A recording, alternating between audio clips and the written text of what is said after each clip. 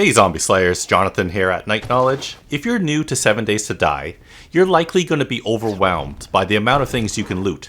And while you technically need everything, certain items will be more valuable to you than others.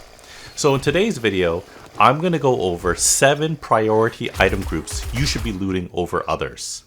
Before we start, as always, if you enjoy to-the-point guides and gameplay, don't forget to like and subscribe, even leaving a zombie emoji to help the algorithm out.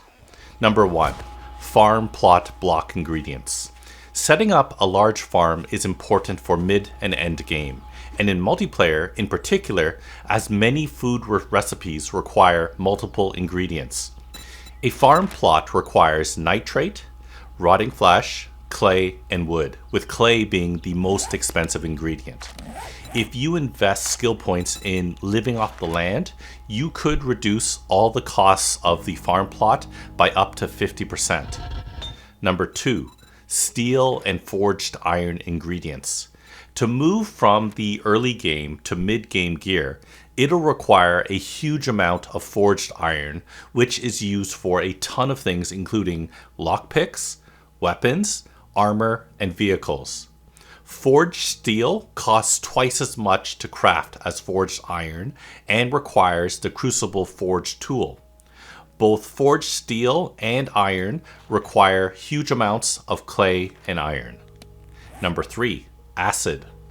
Acid is used for a ton of important mid to end game items including the chemistry station, lead car batteries, and Grandpa's Learning Elixir, which gives a 20% buff to experience gain.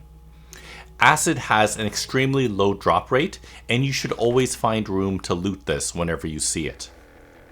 Number 4, gas. There is a ton of traveling required in 7 Days to Die, even on the smallest maps, and once you upgrade your bicycle to motorized vehicles, you'll almost never go back to walking or even biking. The end game gathering tools of the chainsaw and auger doesn't use stamina, but does require gas as well. And if you want to use the rocket launcher, you'll need an insane amount of gas to make rockets, which makes the weapon prohibitively expensive. Always look out for steel drums, which contain gas. Number 5, duct tape. Duct tape is made from glue and cloth fragments and is used for a ton of items in the game. Glue is easy to come by, made from clean water and bone, but you'll need a ton of cloth fragments to make duct tape, so always prioritize cloth fragments while looting. Number 6, leather. Leather is used primarily for armor crafting, requiring more and more the higher the tier of armor you make. If you know exactly what armor you want to wear, leather shouldn't be much of a problem to obtain, but if you like trying different combinations or are playing with a lot of friends, you'll need to prioritize leather looting. The best way to obtain leather, in my opinion, is by salvaging office chairs that you'll find in almost any building. Number 7, foodstuffs. Finally, corn, potatoes, and mushrooms are required for almost all high-level food recipes, along with select canned foods.